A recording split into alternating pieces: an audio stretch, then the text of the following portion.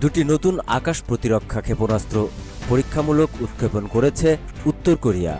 রোববার দেশটির রাষ্ট্রীয় সংবাদ মাধ্যম সেন্ট্রাল নিউজ এজেন্সি KCNA-এর বরাতে রয়টার্স জানিয়েছে, কিম জং উন নিজে এই ক্ষেপণাস্ত্র পরীক্ষা তদারকি করেছেন। সংবাদ মাধ্যমটি জানায়, গতকাল চালানো ওই পরীক্ষায় ক্ষেপণাস্ত্র ব্যবস্থা ভালো যুদ্ধ সক্ষমতা দেখিয়েছে। KCNA বলেছে, এই উৎক্ষেপণে দেখা গেছে দুটি ক্ষেপণাস্ত্রের প্রযুক্তিগত বৈশিষ্ট্য বিভিন্ন লক্ষ্যবস্তু ধ্বংসের জন্য অত্যন্ত উপযোগী।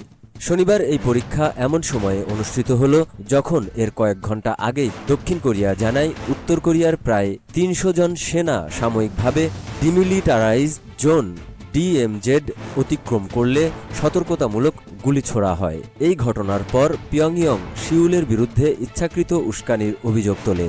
এদিকে সোমবার থেকে যুক্তরাষ্ট্র ও দক্ষিণ কোরিয়া বৃহৎ পরিসরে যৌথ সামরিক মহড়া চালাবে।